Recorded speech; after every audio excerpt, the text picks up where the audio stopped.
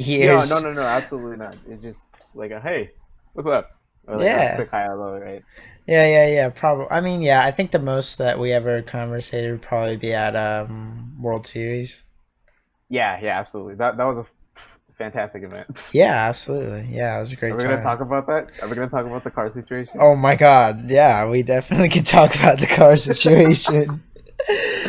Okay. Oh my gosh. But yeah, I mean, either way, I think it'll be good. I try to do, a little research and whatnot on things that have been posted in the past and whatnot, all that good shit. So we gonna get to it. I hope that the connection holds up because it seems like we're having a few spikes here.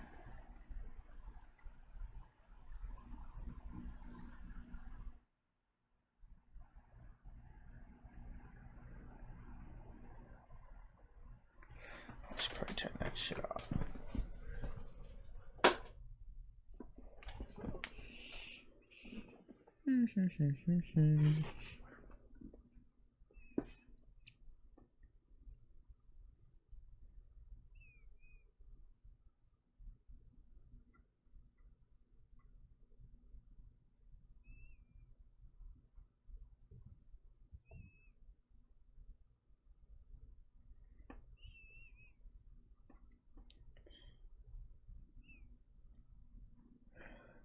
Oh boy.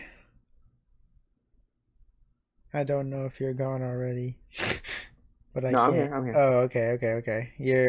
Your visuals are not like your visuals are locked and it froze, but How about now? yeah, you're better now. It's still a little bit laggy, but All if right. worse If, comes to if this, worse.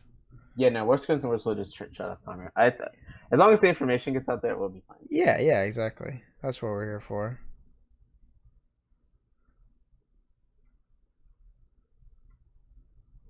Okay, let me get that shit updated.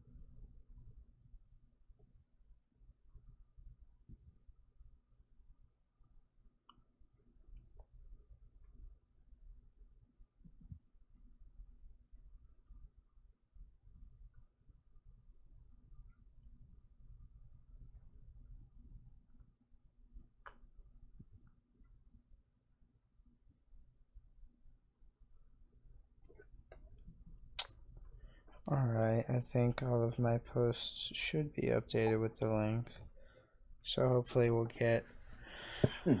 a wiener head or two in here. Sounds good to me, man.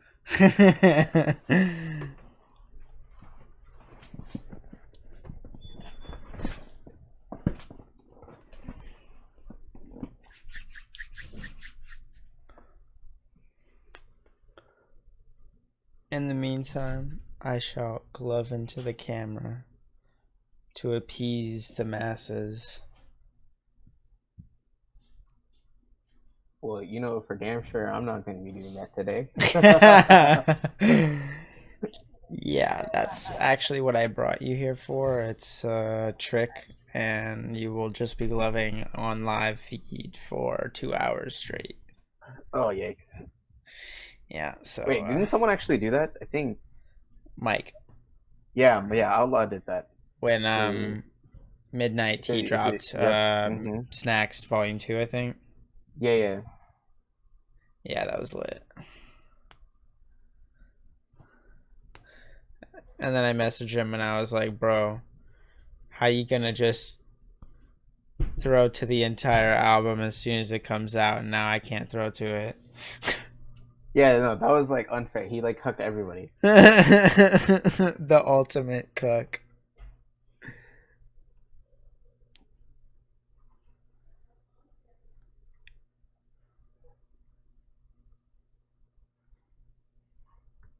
Uh, like, yeah, I'm pretty sure we're live, right? Yeah, Yeah, yeah, we're live. yeah. Oh, cool, cool.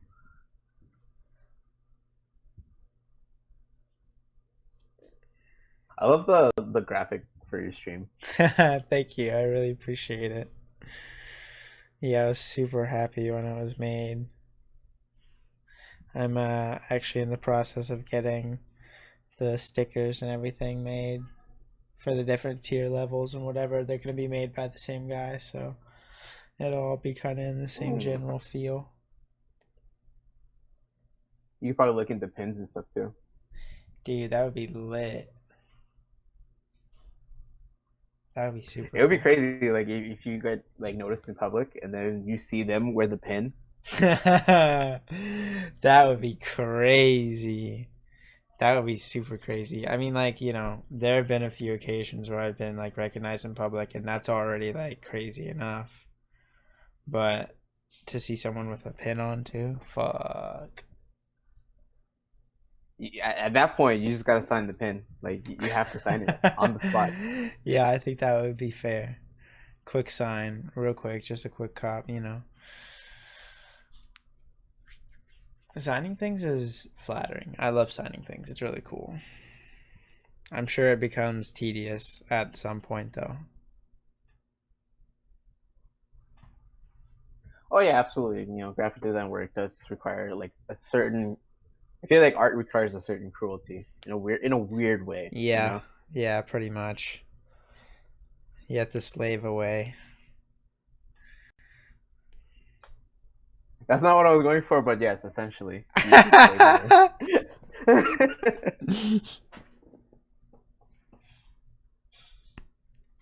And that will start us off with today. We're talking about slaving for your gloving.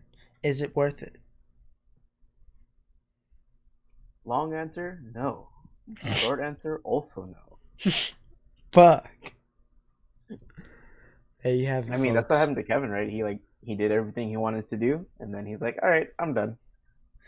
Yeah, to an extent, I would have to say. Like that's exactly what he did, and I respect him for it, 100%. Like if you've done everything you've ever wanted to accomplish, it's okay to back down. Yeah, I Like see it's okay. no. It's okay to rest at that point. Yeah, I see no issue with it. I mean, obviously, I feel like this is it's a crazy comparison to make, and a lot of people may or may not feel a certain way about this, but I have people in my life who've been very close to me who have committed suicide, so I'm going to compare it to that in the sense that, like, there are certain situations where it seems like, oh well, they're being selfish because you're crushing all of these people's hopes and dreams of either meeting you or watching. They're attached to watching your videos and blah blah blah. You're taking this away from them, but really it's not about the other people. It's about Kevin and what Kevin Hmm. wants and what he desires in the world. And if that is moving away from gloving, then that's the right thing for him. Absolutely. Like his lights on run, the one he won. That entire like set of videos is probably gonna supersede gloving in Oh my in yeah, my personal opinion. yeah, yeah, Like yeah, if without a people look doubt. at flow arts as a whole, and then someone asks X person to what is gloving, I would just be like, all right, this playlist, Kevin's lights on videos, this is it. This is the peak right here. Like Oh this is yeah. what this is what we're about. Hell yeah. And, for anyone who ever goes back and watch this, I don't mean to, I feel like that came off as me as like suicide sympathizer or something. So I didn't mean it like that. I just meant like Oh no. the intricacy of the decision and like what goes into it and all of that. But with that being said, man, it's 7 o'clock. So I would like to welcome everyone to the Shaky Weasel Stable Hotline. I'm your host, Vex, and today I'm here with Tajin. So, brother, please introduce yourself. I'm super excited to get into what we have today.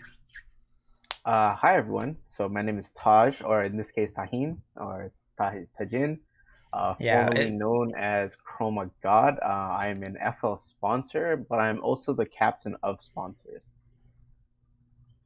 okay. All right. Yeah, please excuse my Tajin. Yeah, I'm gonna be honest. I don't pronounce it either. Just go by Taj. Fair. Fair.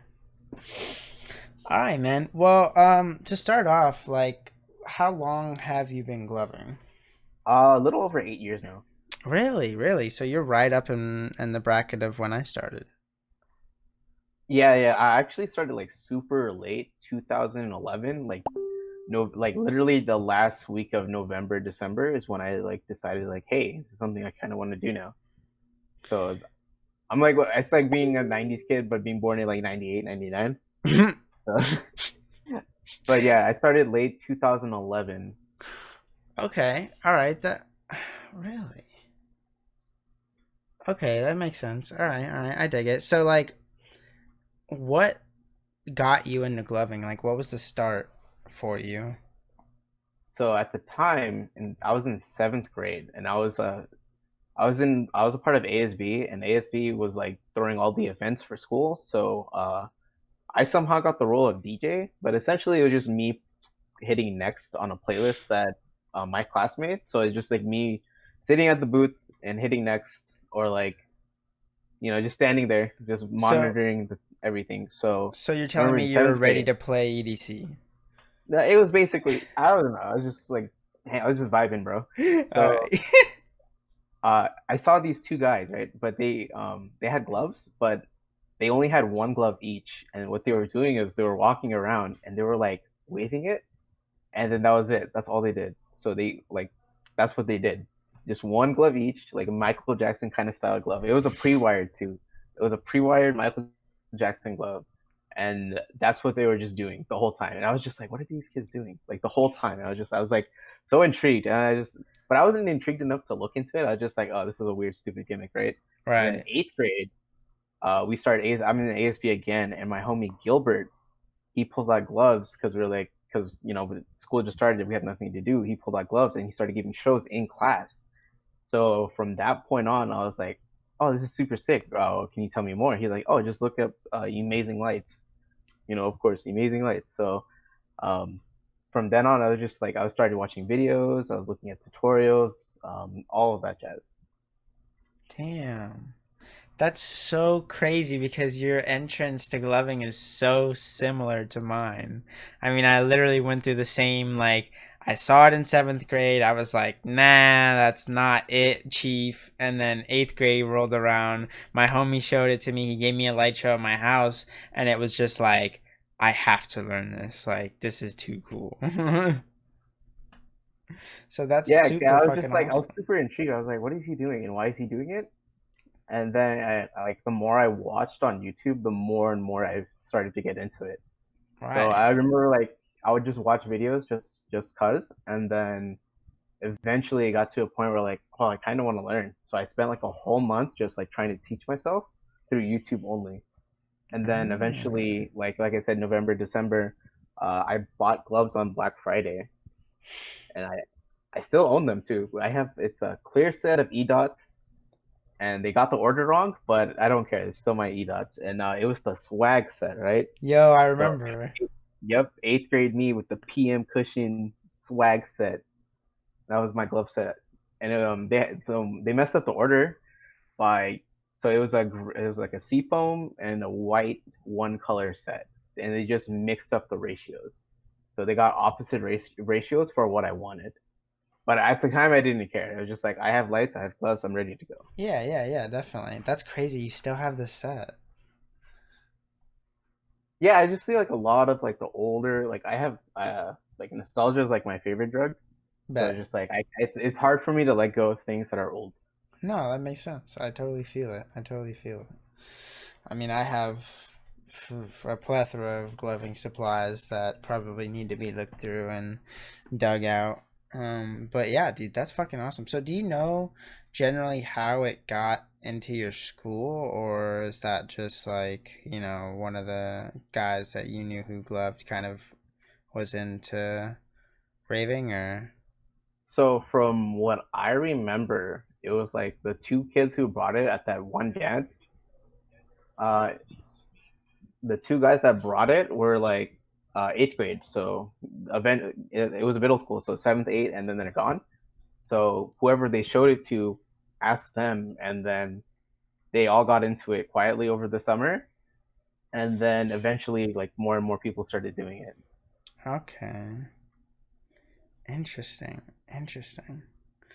All right, man. All right. All right. So, um, now that we kind of have an idea of that whole spectrum, what is it now at this point that, keeps you gloving?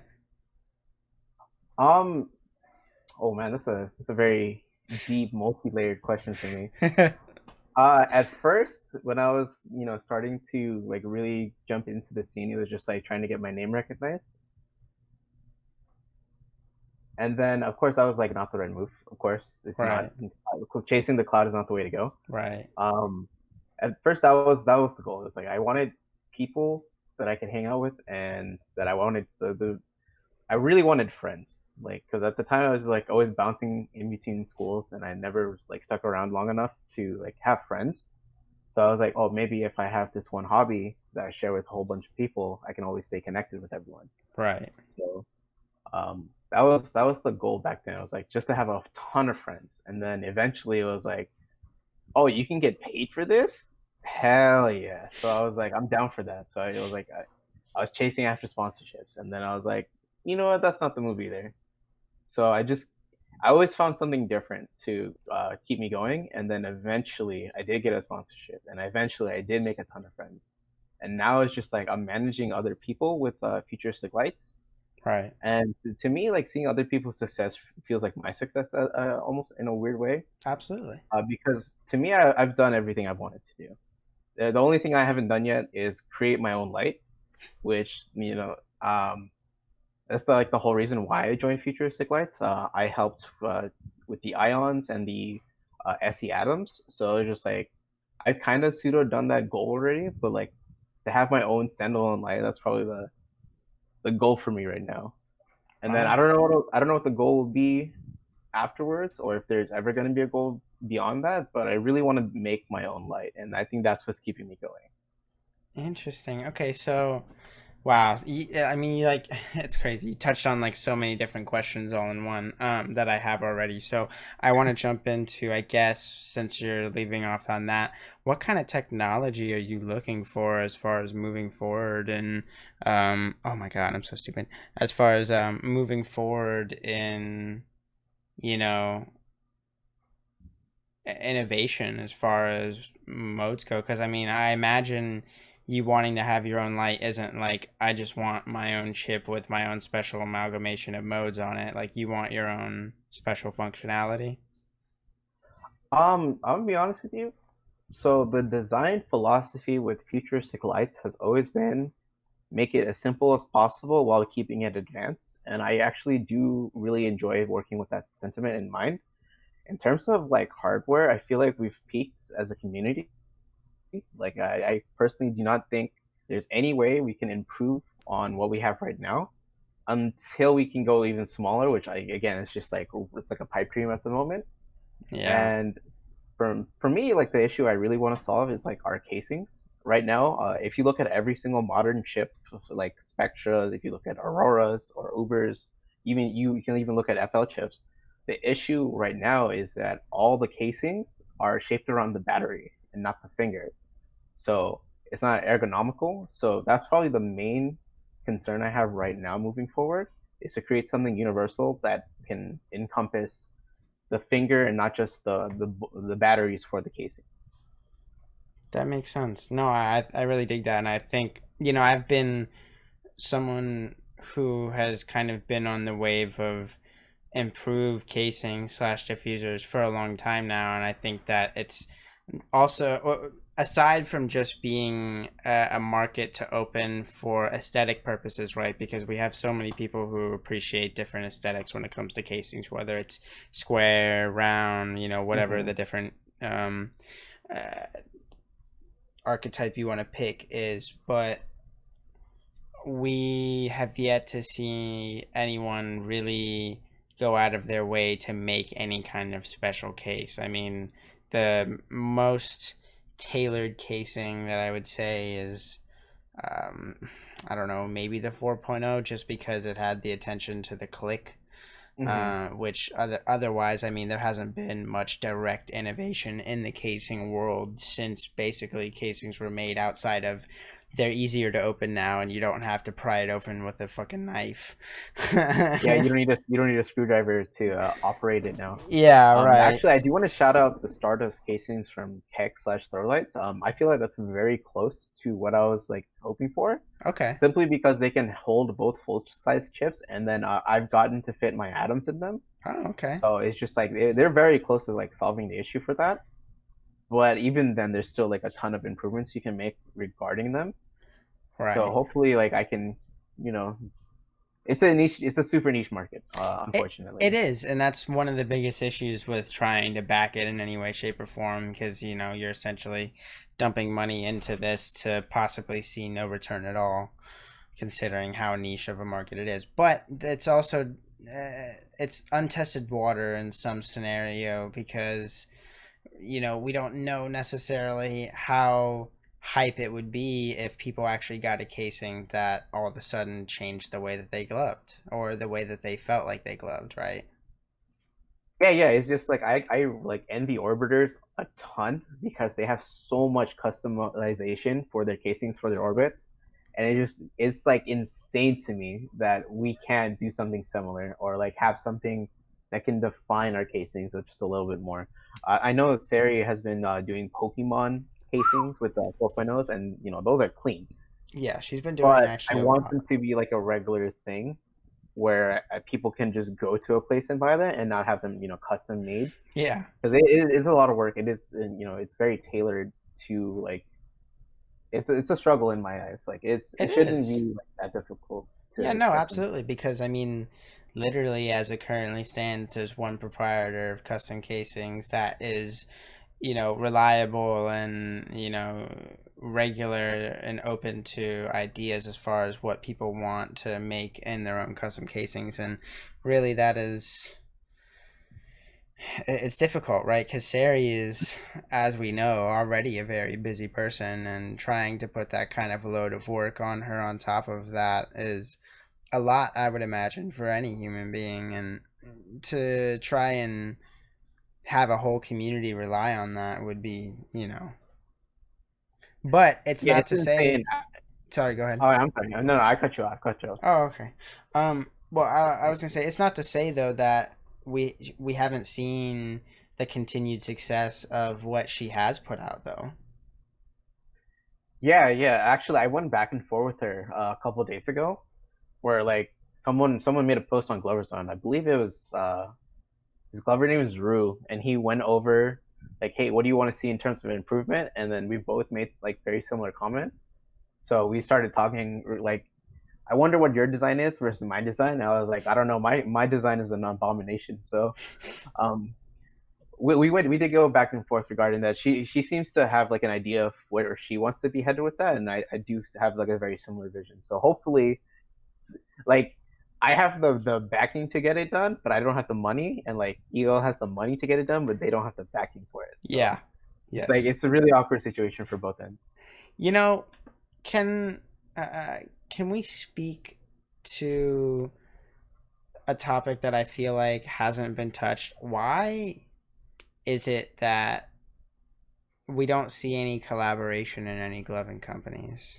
Is that like Uh, so good? it's just simply greed. It's just like there's no other way to put it, because everyone has their own self interest, and then brand image is like super important, especially in our community, where it's like if a brand severely screws up, everyone associated with that brand also takes the heat for it. Yeah, So absolutely.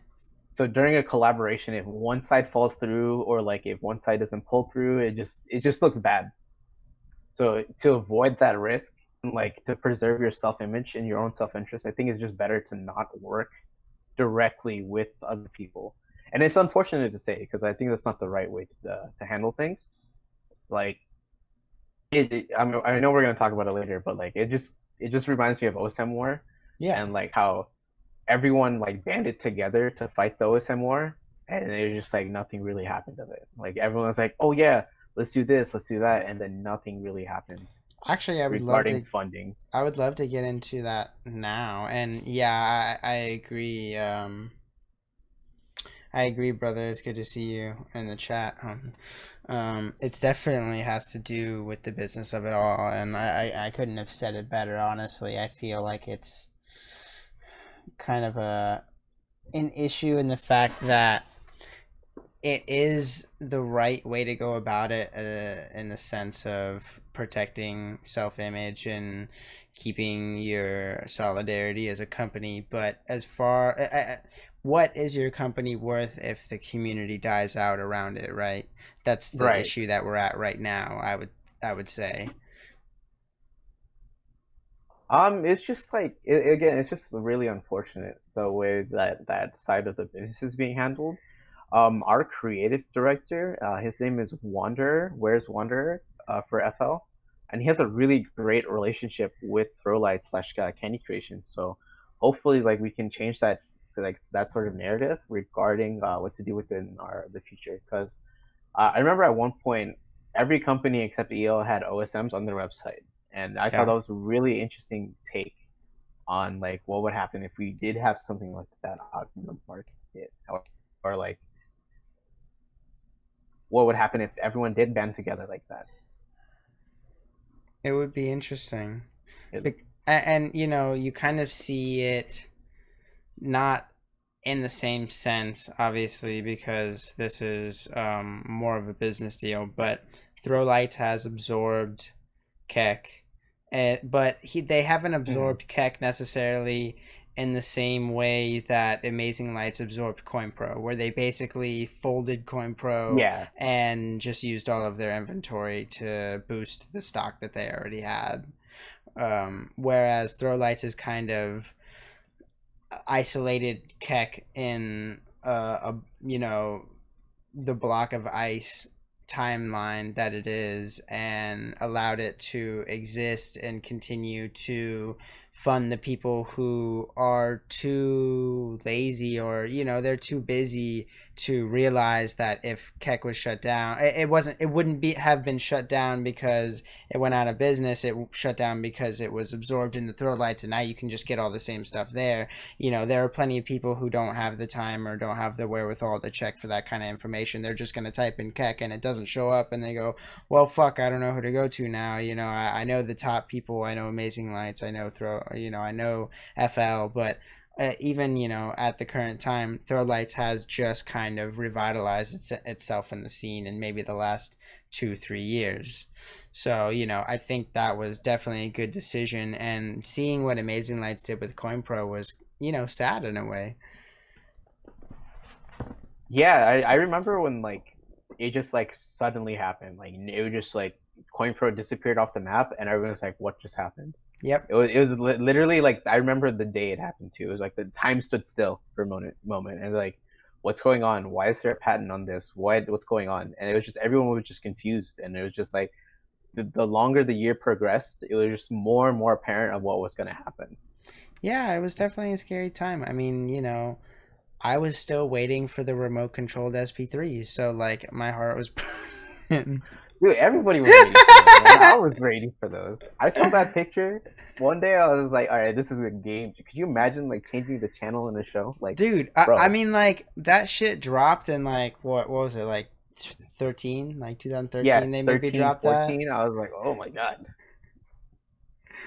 But I mean, you know, maybe that is still technology that could be executed in gloving that we haven't seen yet. Just like a controller that's like based around sets, or like a controller that's based around, and then like the controller has 24 colors on it, and you can individually choose from the controller to activate the glove set. I don't know exactly how that would work, but probably Oh, would. well, then I have very weird history to talk about then. So, Beautiful. Go into it. before Futuristic Lights was called Futuristic Lights, they were creating something called the Infinity Glove. Mm. And essentially, this was a glove set that can do it all. And one of the main key aspects of this glove set was that it was pre-wired, but it was pre-wired in a way where if a wire broke, you were able to replace it. And the way they did that was they used like an aux cord. So the way you would turn it on is through an auxiliary port. So the lights it would be here. I have headphones right here.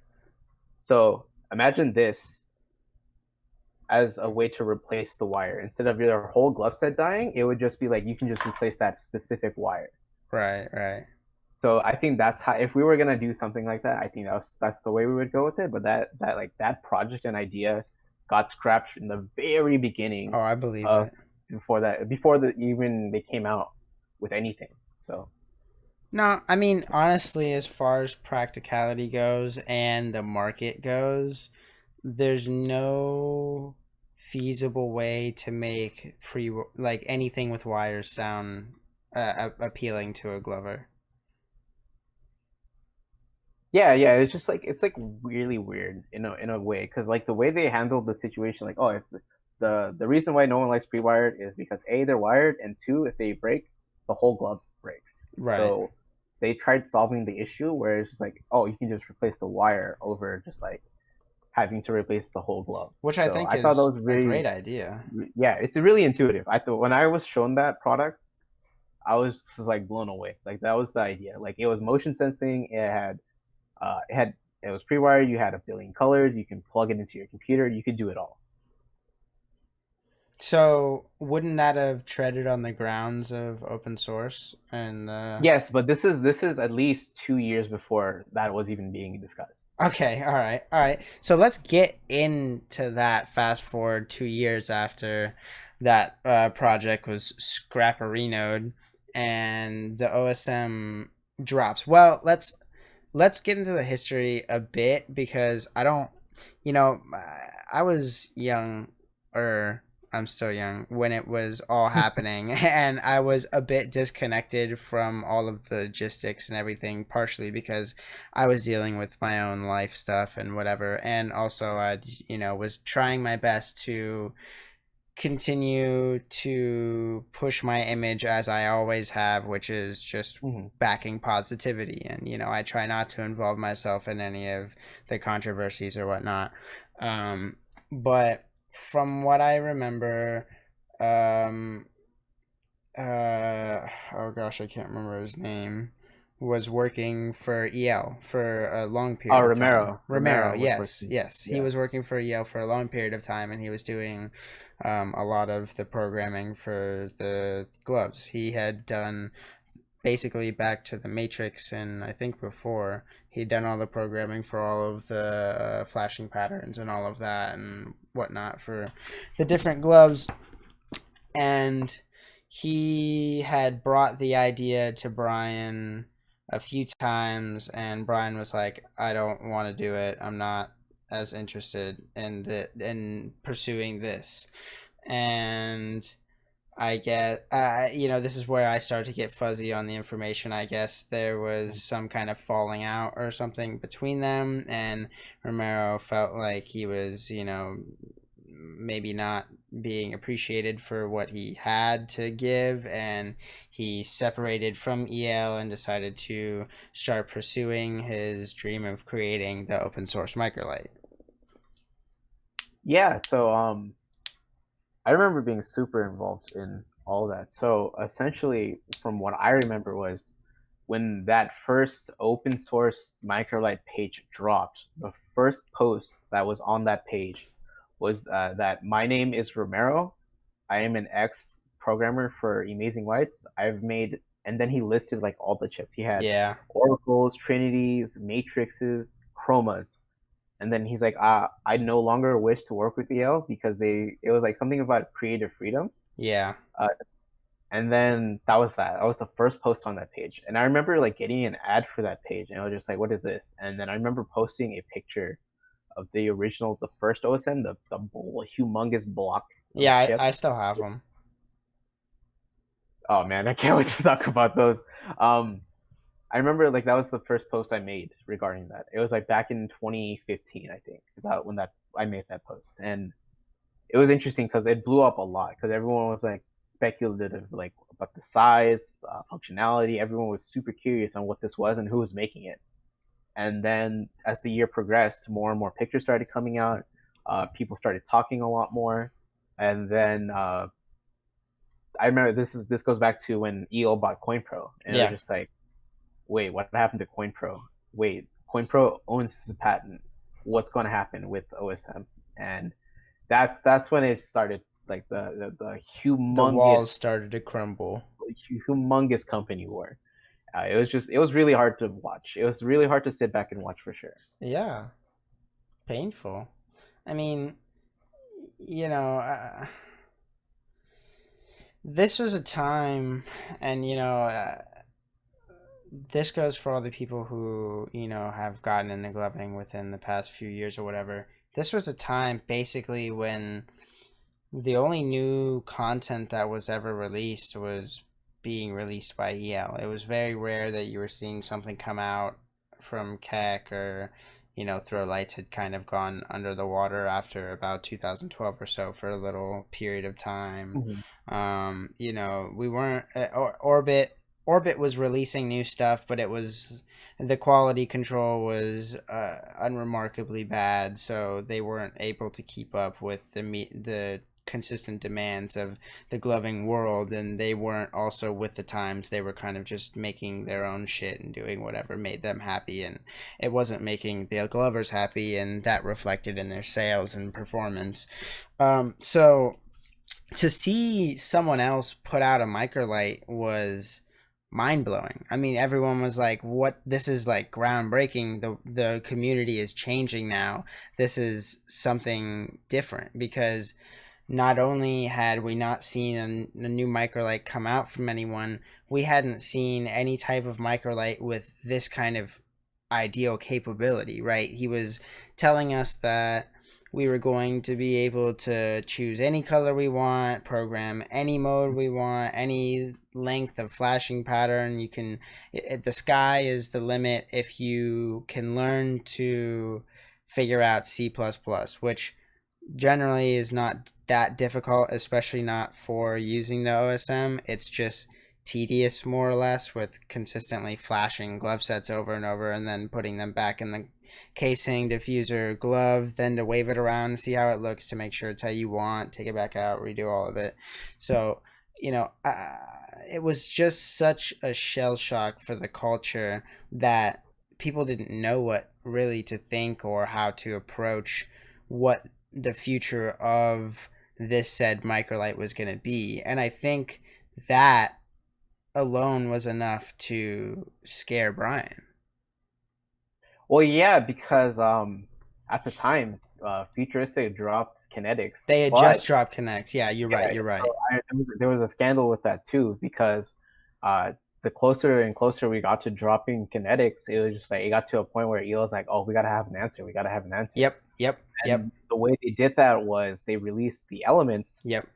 and Unf- just and they beat our release date by 1 week. I was gonna say they basically right. You're right. My memory completely blanked on this whole period. So Kinetics had been teased for a period of time, and they were making a lot of strides with the growing hype behind the idea of motion controlled lights, and that was actually something that EO had in the works for a long period of time, before I even know that Futuristic was a company. Obviously, they were working with it before they had even released themselves as Futuristic or anything. But I had actually seen and tested out some stuff, 2-3 years prior. But they were nowhere near on the level of advancement that Futuristic had already in their accelerometers and the equipment that they were using and the way that it was tweaked and whatnot. So EL like you said, there was like this instant scramble of like, we have to get something else out that matches them before they can put their shit out so that we can remain the top Mhm. dog. And really, in all reality, the element was not ready to be released. Yeah, I remember at the time I was running the mode swap pages, and like when Element mode swap got created, no one was sharing sets. Literally, not a single person was sharing modes or color sets because all of their chips had problems. Yeah. It was battery issues, the actual LED jumping off their bulb, or Yep. like glitches. It was like Software stuttering, issues. software stuttering. It was like all bad. Yeah. And like as someone at the time where I was just like I was trying to push like for creativity and like trying to push my own like personal brand, Right. I was just like, well, I don't have any resources to handle this, so I'm gonna take a step back, and then hopefully EL can figure it out.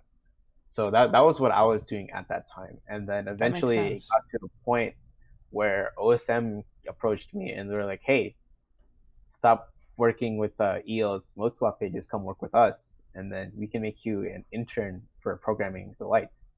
Hmm. So that's what ended up happening at one point. And then I remember I was giving like all these empty promises, like, "Oh, we'll get you all these sets you can program to your heart's content, blah blah blah. You can like write the defaults if you want." And then what ended up happening was they didn't follow through with anything. So I just like I did a whole bunch of work with them, and then it just like it fell dead in the water.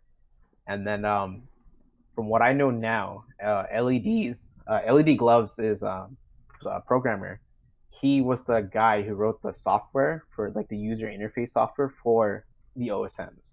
And Okay. essentially, what he did was he took the base idea for the OSM twos, and then eventually that just became the Ubers.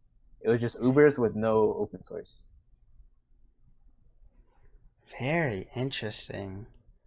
Very interesting information, people. Man, man, this is like, wow. It's so cool to learn that like all of these products are so closely intertwined between who is doing the work behind them and what is actually coming out. Um yeah, definitely, man. It's crazy to have all of this insight. And I really appreciate, you being able to talk about it all.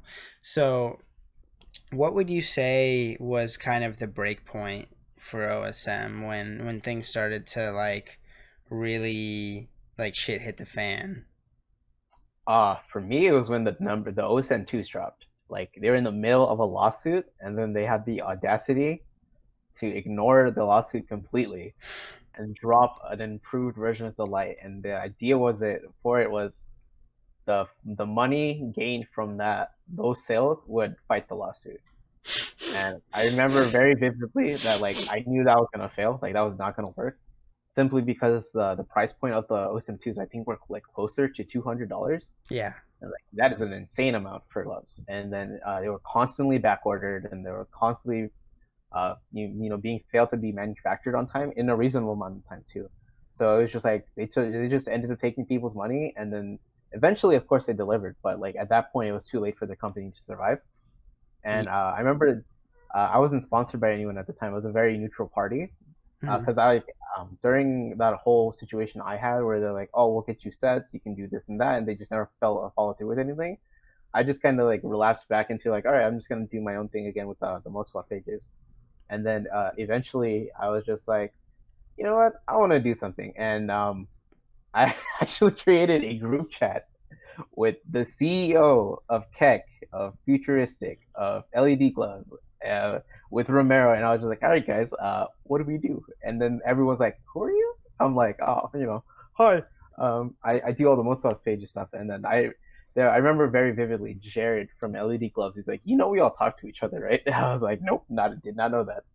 So I remember I was like what 17, 18 at the time, and I brought like four different CEOs of four different gloving companies into one Facebook group chat, and I was just like, hey, gloversapparel.com. Shout out to Linda.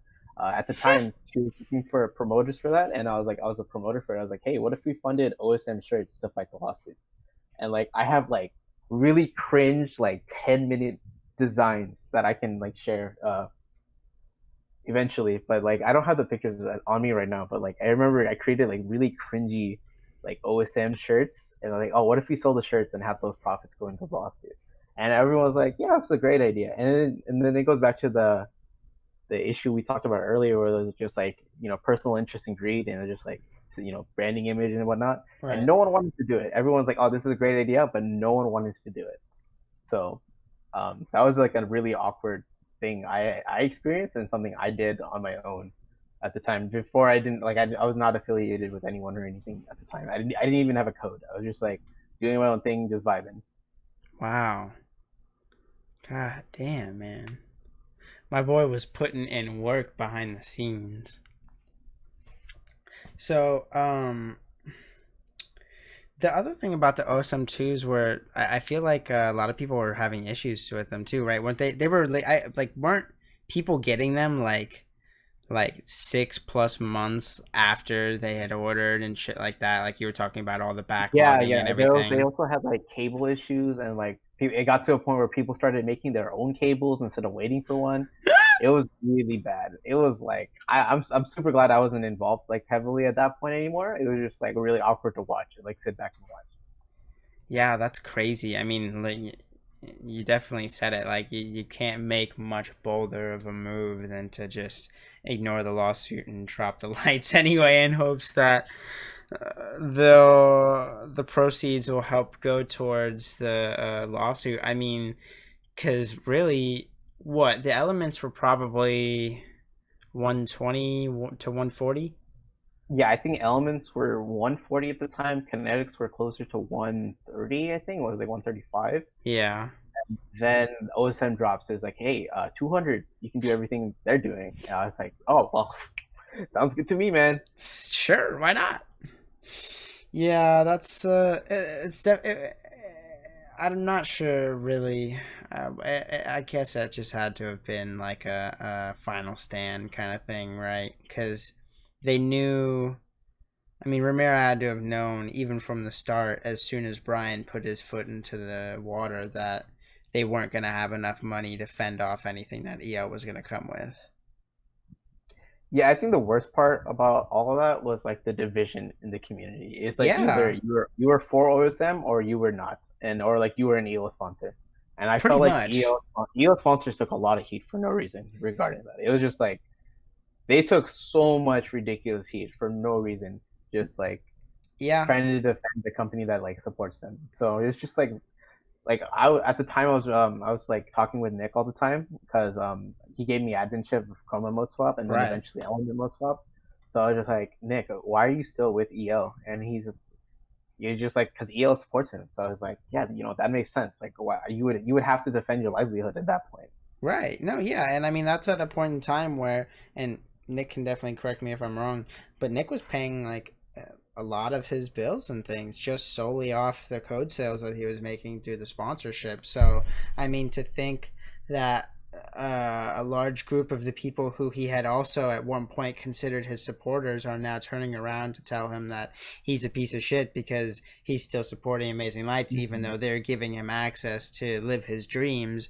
I mean, it was definitely a crazy time, and there was so much turmoil and stuff that was kind of brought up due to all of it. I mean, I definitely experienced like heat myself, even trying to keep myself out of the situations, and like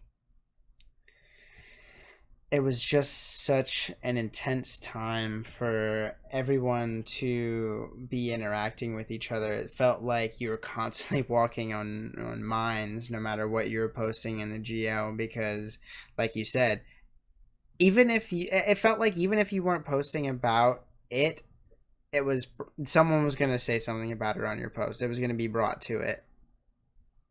Yeah, no, it was. I still remember like people like someone would post a show, and then the first comment would instantly be, "What light are you using?" Or like, Yeah, "Why are you using this light?" And I'm just like, "Whoa, let's calm down here. Let's not attack the person for trying to be an artist here." yeah, It's just like, it was exactly. just it got to that point, and it's just like that was like very disheartening, and it almost pushed me away. And I was just like, "All right, this is a little too much for me to handle." But in reality, it's just there's a patent. He broke the patent, therefore a lawsuit happens. And that, again, it's just another business aspect of where if you don't follow the rules, something will happen. So Yeah, and I think that's a lot of the scenario that people didn't understand, because obviously the gloving community is not an amalgamation of a bunch of lawyers and patent law, experts. So I think that there's a great deal of people who maybe saw whatever emotional ethos was connected to the whole mhm. situation of Brian and Ramiro, and that's what they were kind of focused on more than they were the reality of the situation and whether or not Ramiro had done anything quote unquote wrong by the law. Yeah, because like at the end of the day, it was just like creative freedom versus like business, and Right. of course, business is gonna win that every time, Yes. simply because business is gonna have the law backing them, and that if the right people are working within the business, then it's gonna thrive over like the creativity of an idea. Yeah. Because hard work will always outdo just a creative idea. Which is actually, I think, is very unfortunate, like the way that works. Yeah. Unfortunately, like you can see that a lot with content creation, like Yep. even beyond gloving, where it's just like streamers are constantly needing some sort of extra support and supplement just because they're creative and not because they have like the business side to figure it out. So Yeah, I, pretty I just think much. it's an interesting like dilemma that like especially now where people are just like, where do we go from here? And I feel like that's been like the status quo for a very long time, simply because after IGC like closed, right? There was like a Yes. huge gap in like a there was a huge gap in events specifically made and tailored for glovers, and it was just like, what now? And it was the question was what now for like a long time. I know FL tried something, LED gloves tried something, and Yeah. then eventually Teddy himself he started something. So hopefully, something. I really want that one to stick. I think 4KC is an incredible concept, and I do I would too. really like for that to like stick around. I would too. I fully back it. I've always backed and supported basically everything Teddy has done since I've been in contact with him. Shout out to You Got Moves and everything. Um, so I have the same question though. I mean, what do you think is next for gloving? Because even if 4KC stays around, obviously with the current let's put COVID Pandemic. aside and assume that everything goes back to normal.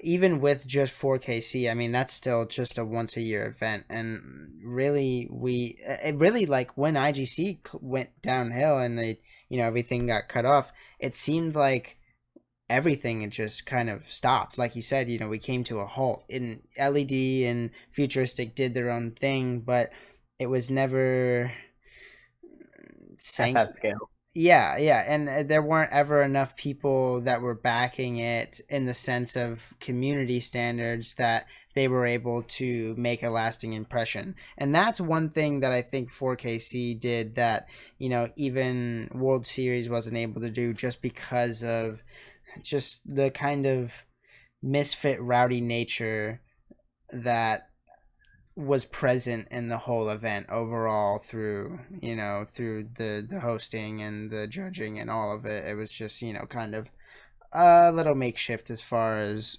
events go. um and I can't speak as far as the FL competition and everything went. I imagine that it went well, but as well as any gloving competition goes, right? They're all they all have their discrepancies. But I think that 4KC definitely has made somewhat of an impression. But even with that being said, what is the next move as far as turning that line on the graph to go back up? So to me, there's two paths that as a community we can go through. One is what Kevin was doing with cinematography and then pushing the Mm, art through that way and actually having a more creative aspect being brought to light and having that kind of sense of story and like character being developed as someone was to create a video. I think that's a very excellent way to continue. Like, because at the end of the day, we had this drug stigma, right? And that mm-hmm. we want to move away from that stigma. And I think the only we can really push ourselves away from that is if we go through the cinematography and like the very artistic creative freedom of like being a filmmaker essentially. So that's one path, and the other path is we push competitions even harder and then become a super competitive hardcore dance scene, which I think for the most part we've always been. Like Mm-hmm. I can go back to the first like boss back in 2011, and then I can look at like the last boss in California, which was the Team Invitationals in 2016. It was just like that, at the EL store per se, not in general. Right. I know San Diego hosted their bosses, and then NorCal has their own thing, but like in terms of like that path of where everything was being filmed and recorded, I think the competitive version of what we've been doing has been working, but only to an extent. And that's where I feel like the cinematography can come into play. Like we have these two paths as a community to follow, and essentially whatever company pushes whichever narrative can will take that charge. And I don't want to believe that it's just like the one path. I do think they're intertwinable and that they can definitely be followed at the same time. So I know for a fact with FL that that's where we're headed towards a more creative artistic direction for sure, but that does not mean we're not going to throw competitions. So Hmm. it's something that you need to do both, where you have two options to like expand your brand and your image, and I feel like you have to do both, and that's my way of solving that problem. Okay.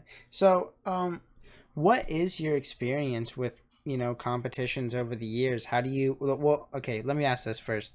How do you feel about the current competitions that are happening and the scorecard and all of that? So my biggest concern with the scorecard is that I keep going back to Kevin, but that man broke the scorecard. Like that man legitimately broke the scorecard because he dropped back to back 34s. And essentially, what that like screams to me is if someone is this close to perfection on the scorecard, that the scorecard needs to be changed. Like it to whatever degree it may be. Like the scorecard needs to be changed to where someone can't come in, have a great understanding of the scorecard, and then drop back to back 34s in a Yeah. competition. Yeah. That's like that's like almost inhumane to an extent. And I believe that's Mario in the chat. It is Uh, indeed. but the problem with putting filming at the forefront, your shows definitely change. People now definitely have developed a style that translates better. You film than in person.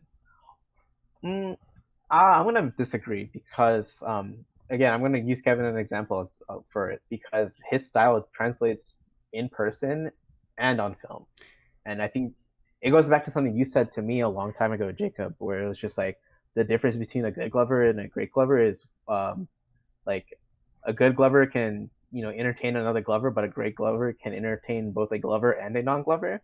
Hmm. So I think if we are pushing the film more up there, it would just be like essentially what that is. Like, can you entertain a non-gloving crowd? Can you also maintain interest within a glover? And I think that if you can translate both that on on camera and on in person, like I think that makes you great. It's just that simple. It's just you are not great at what you do. Oh, I can absolutely agree with that. And I think one thing that Mario is getting at is exactly what Kevin is representative of is right. Kevin kind of had his toes dipped in the water early on in the gloving community before he was even really into the camera aspect of gloving. So he really had multiple years to hone a style around entertaining a person versus entertaining a camera, whereas the majority of people who come into the scene now come into a scene that is entirely online, and all they ever do is record, maybe because they don't have a bustling community that they can be in direct contact with, or because they don't know anyone in the community or how to get into the community around them.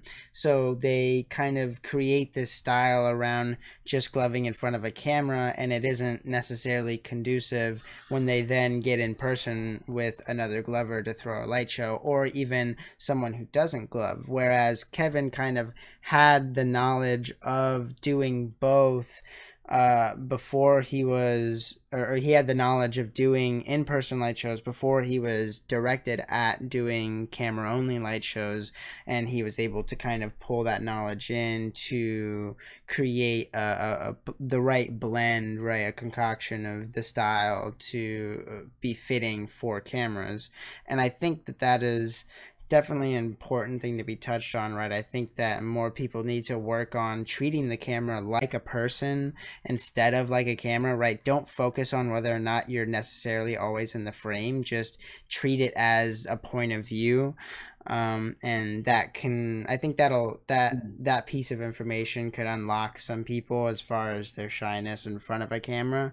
But it also goes as far as talking what you said about making that shift from just being a good glover to a great glover as far as your performance ability goes. Yeah, it looks like Mario is he agrees with your sentiment. He said exactly that's what I meant. So yeah, Awesome. I think we've touched on that pretty well. Yeah, definitely, definitely. And what is up, my boy Josh Catsby in the house? My demons, it's your boy. It's my favorite sponsor, Gatsby. Oh yeah, The biggest weeb I've ever met in my life. bro, yo, that haul is crazy. I watched that video. Oh, the little clip he did today. Yeah, Yeah, that was yeah, dude, that shit was pretty crazy. nuts. No, bro, you hella noticed. A camera can't give me that oh shit or big-eyed surprise look that tells me what's good. Oh, am I Yeah, frozen? yeah, your Oh, your camera's been in and out of freezing the okay. entire time, but Well, we're I'll just shut off the camera then. Let's do it like actual podcast time. all right. Bet we're gonna have the sound waves coming off of your picture, to go with. Yeah, S- hopefully it'll like fix any like the lagging issues. So yeah, no, definitely. I mean, as far as your voice goes, everything's been crystal. So, I mean, I can't complain about that. yeah, I guess that's okay then. Uh, yeah, dude, hella love on the collection, bro. That shit's awesome. I love it so much. Oh, So, okay. Those people who are not friends with Catsby, this man has a bigger collection for anime stuff and plushes alike. oh yeah, That's plushes, everything I've ever seen. prints, It's insane. I wish I lived in that room. dude. It's Right? very very sick. Like, I wish I had the decoration skills because I feel like I could decorate my shit really nice, but I just like can't bring myself to do it. I'm so fucking lazy. I can't, like, for whatever reason, like every wall in my room is blank, even though I have a bunch of shit to hang up and put on the walls. But I'm super envious of that setup. So that's hella awesome. Yeah, I'm super like sensory overloaded for my personal like setup. Like I have two desks, and I have four monitors, I have my tablet, all my gaming stuff. It's just like yeah, it's all bad for me too. So I completely understand. I really like the way he has it set up too. Oh, and yeah, the 4KC belt though. Oh yeah, bro. Oh, a little spicy. I love this. Bro, it's so funny. I've had some people over not too long ago that were like they've known about gloving. Like they were he was friends with my friend Adam who I had on stream recently, Puff. And he's like known about gloving for a long time. He just has never been a glover, and he came in and he saw it and he was like, "What is that?" And I was like, "Oh, it's a belt."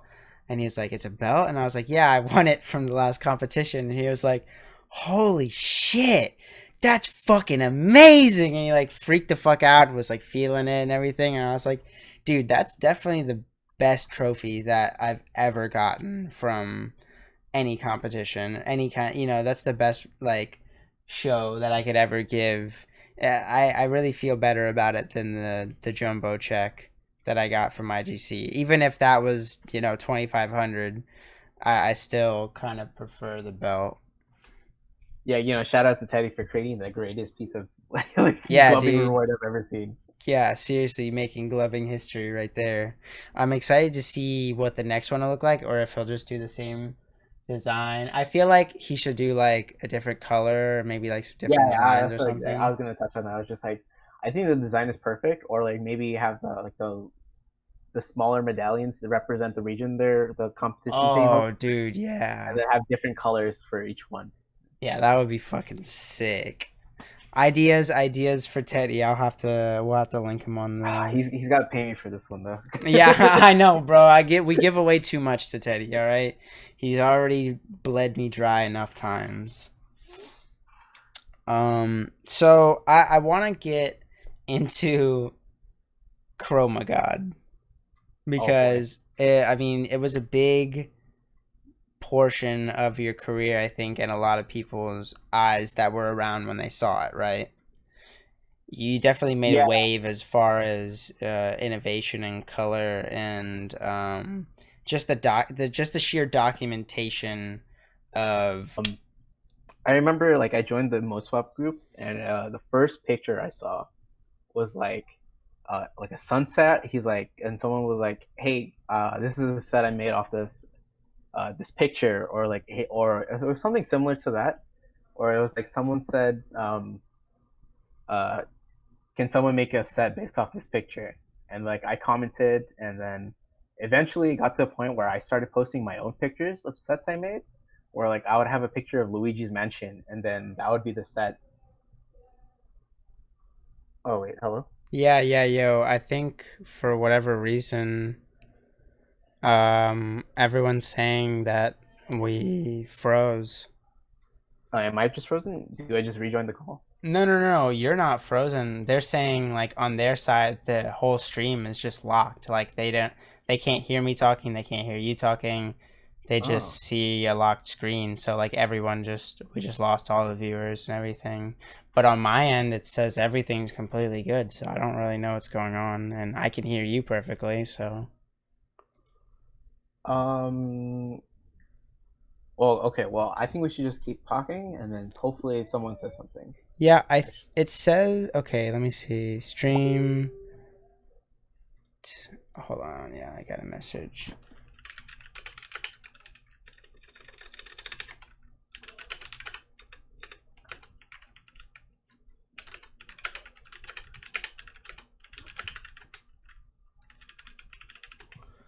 Rip, bro. I'm gonna be big sad if we can't get this back up.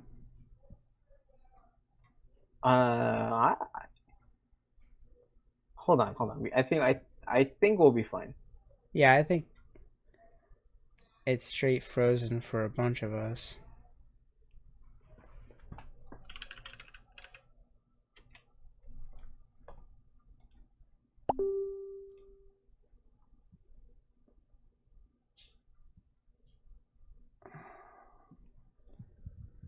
Yeah. Yeah, yeah. You can't see me because I purposely turned off my camera.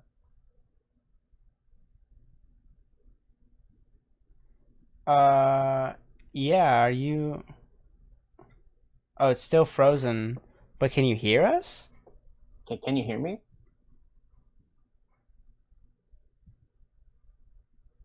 I mean, he said my Uh, shit's still frozen. I'm looking. I have the stream open on your on a different screen, but it looks fine on your end. Flex is flipping you off.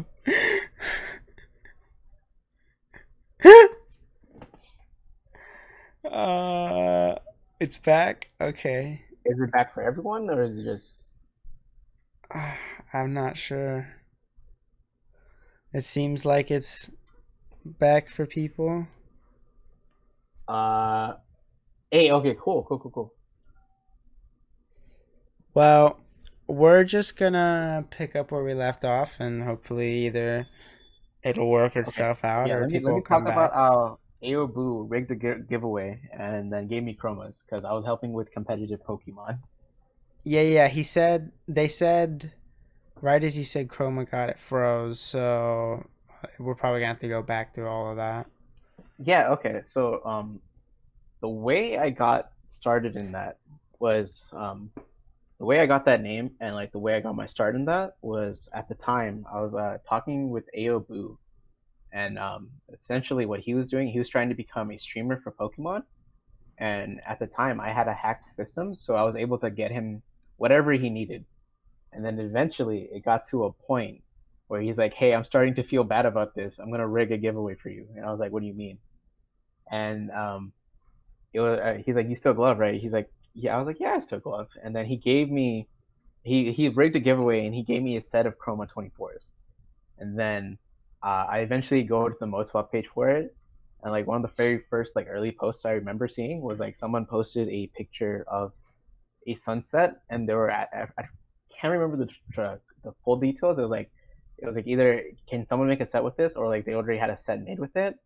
And I thought that was a really cool way to share sets and stuff. So eventually, I started doing my own thing, where I would start posting. I would be like, "Hey guys, this is a Luigi's Mansion set," and then every single post I made like blew up like hardcore for no reason. Absolutely popped. Like I have posts in there that have hit like almost 200 or close to 200 likes, and like in a Mode Swap page. To me, that was ridiculous. And of course, at the time, I was like cloud chasing, Right. so So it it was was just you like, were really hitting your goal right then. no, not even that. It was like, why Okay. are my Mode Swap pages like? Why are these posts like superseding my gloving posts? Oh, I was okay, like, okay. something must be going wrong. Oh, So, fuck. so So I remember like it eventually got to a point where Nick's like, all right, I don't want to manage this. Here you go. And then that's how I got adminship of Chroma Mode Swap. And then it got to like a really awkward point where like at the time I didn't have a gloving name, so everyone like in the comment section of like posts would be like, Chroma God has done it again, or like people would randomly hit me up with like pictures of hot pockets. He's like, hey, can you make a set of hot pockets? And, and I would just be, yeah, I can make a set of hot pockets, bro. And Yo, then hot yeah, pocket and that's set. essentially how I got my start. And the reasoning for my transition from no longer being Chroma God is because FL approached me with a sponsorship, Right. and then I So was just like, I can't stay this name and promote FL. So I right. was like, time for a change. And then I remember I got the name through PM Jetplane. It was like, Oh. so I was just like, I stopped using chromas and I went back to my bulbs. And then I don't remember what started that conversation or what led up to that moment, but it was just like he hit me up and said, "Hey," he said Tajin. I was like, "What?" And then he's like, he sends a picture of the Yeah. bottle and he's like, "This is your new name." I was like, "What?" Sure, I'll take it. Yeah, I think I remember the screenshot of that. That's lit. That's lit. And for those of you who don't know, Chroma God, the reason people were even saying it is because, if I'm not mistaken, when the 24s originally dropped, Kevin, yet Yep, again, made yep, made a fucking video, and one scene in the video is him with two chromas up his nose, just like screaming, "Oh my god!" yep. And yeah, he just, that from then on, Chroma God was something that people said, and then it became Taj's alias. Yeah, and then eventually I passed that alias down to why am I blanking? I know his Glover name. I just forgot his actual name. Um, Ninetail Fox. He works at EL now. Oh, oh god, why am I freaking blanking on his name? He literally posted the show like the other day. Brandon. Brandon, yes. So I was like, Brandon, I no longer do this.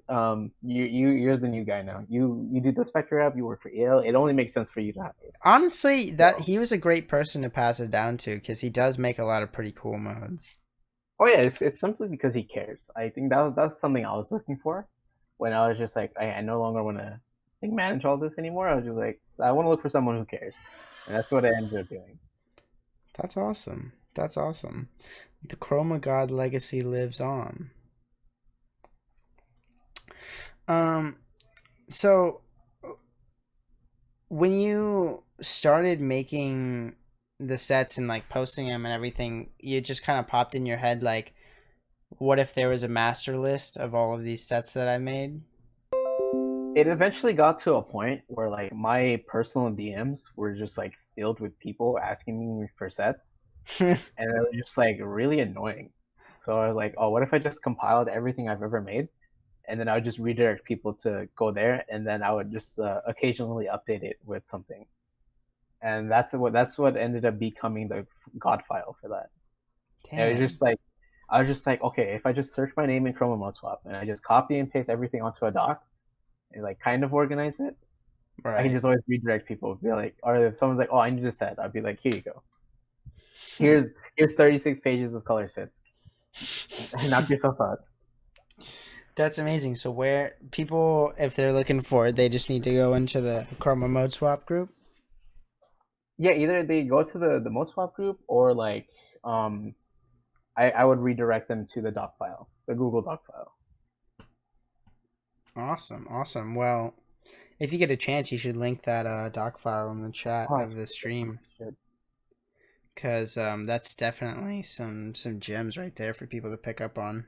So I know you touched on it a little bit, just joking around in the stream with me and Nick, but I do want to kind of get into the subject of how FL is doing their sponsorships and how you feel it's, different than how other companies have done it in the past, because I think we've seen a pretty uniform style of how companies in gloving approach doing sponsorships and handling their sponsors once they have that group. It varies here and there, but generally it's usually the same song and dance. So, kind of get into that.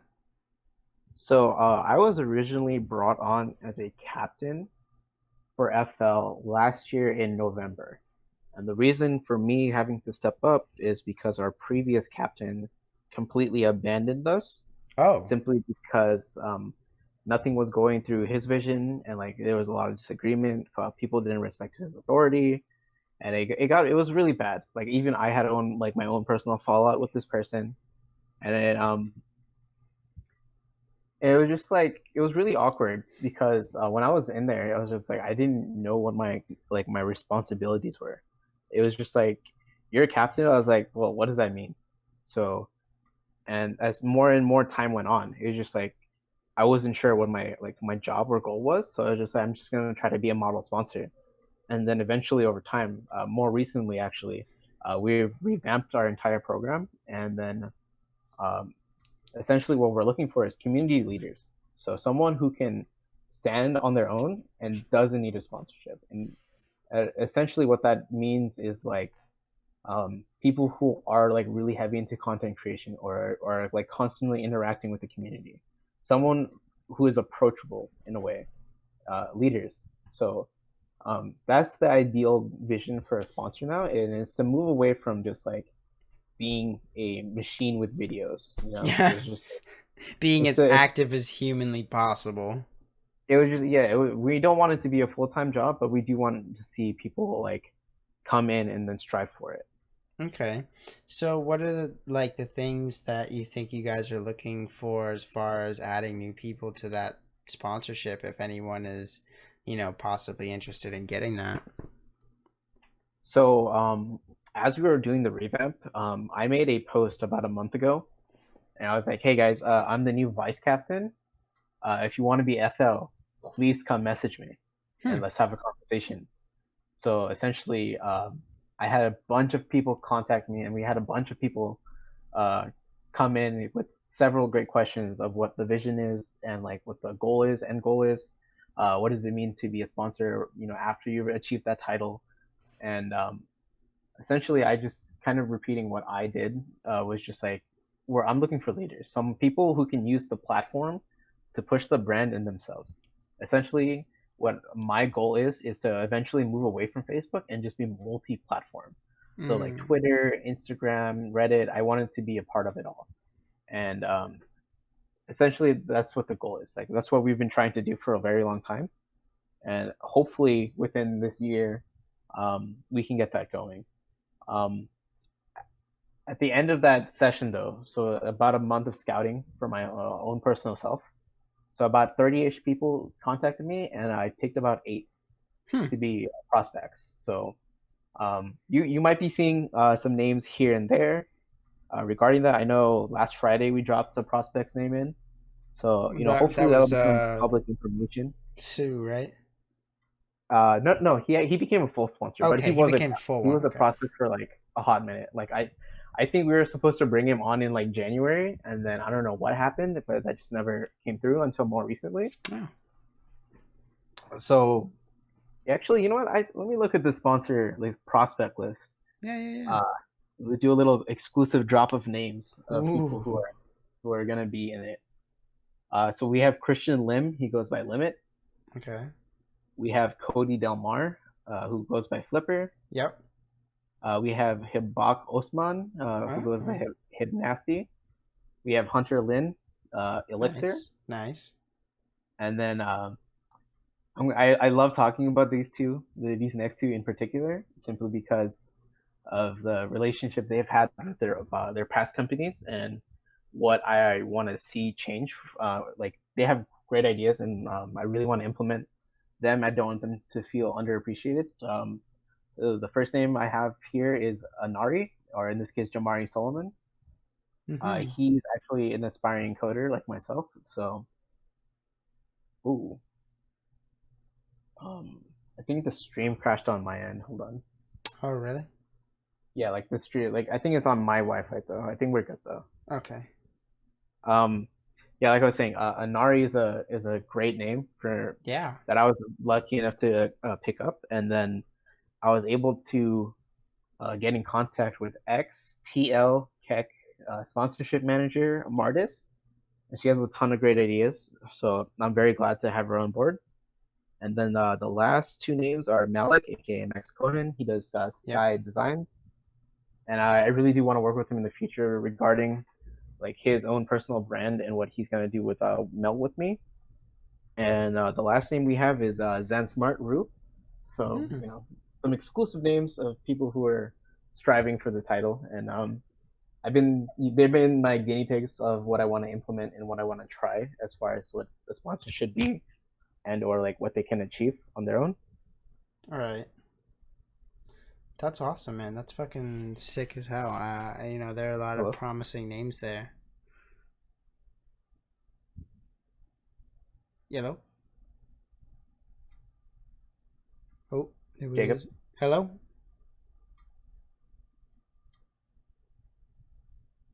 Oh no. We losing connection? No, I think we're good now. I think we're good. Okay. All right. Yeah, I had a little spike for a second there. But yeah, I was just saying, that's a really promising list, man. I'm excited to see what comes out of it and what is to look forward to in the future for FL. Oh gosh.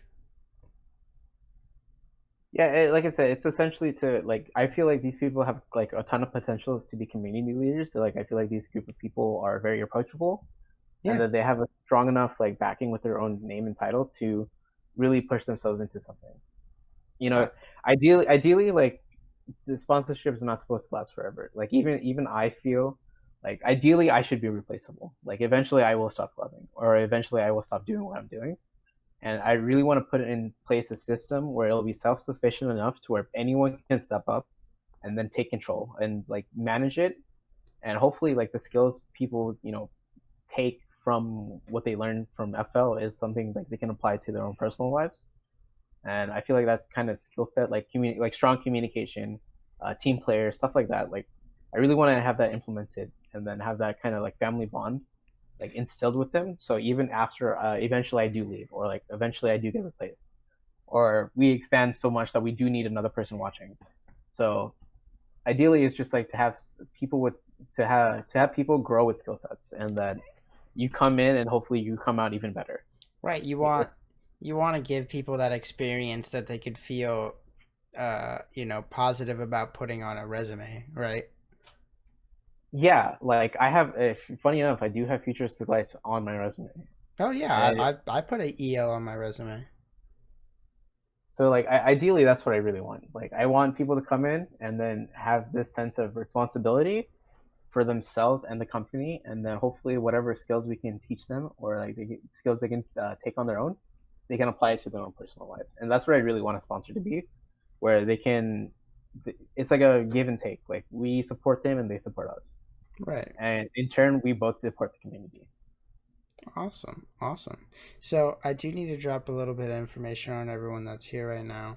Um, Futuristic Lights as a company is basically a big sham, big lie. Whole thing is pyramid scheme. So any money that you put into them is Oh not my gonna god, go Nathaniel, anywhere. boy.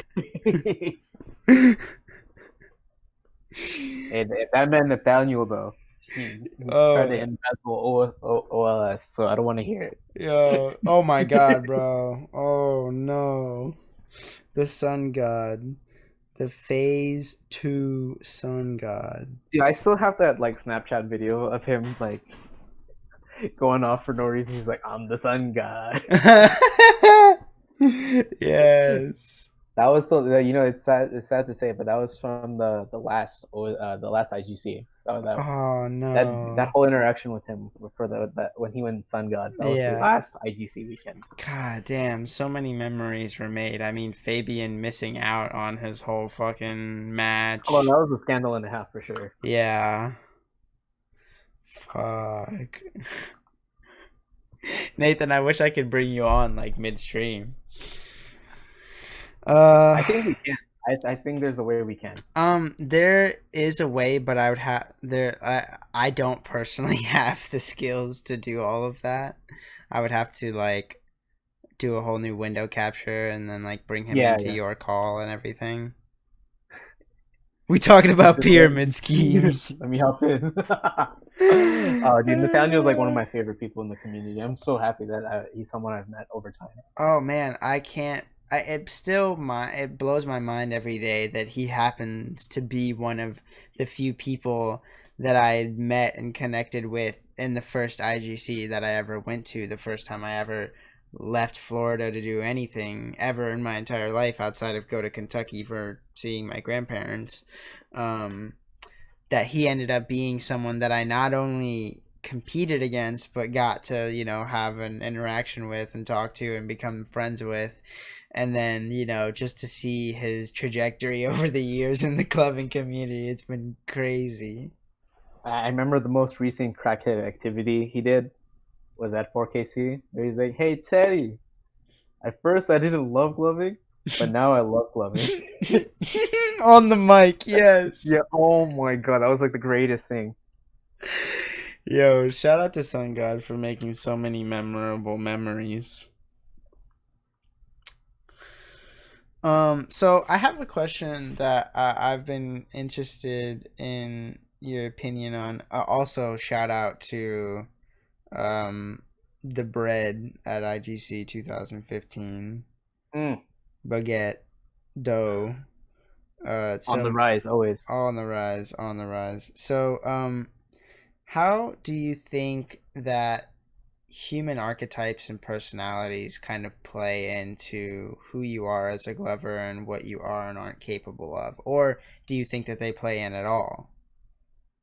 No, no, they absolutely play a part. It's like it would be like delusional of me to say that they don't play a part because like the idea of 16, like the Myers-Briggs 16 personalities is something that's always intrigued me, and Mm, that I am an ENFPT.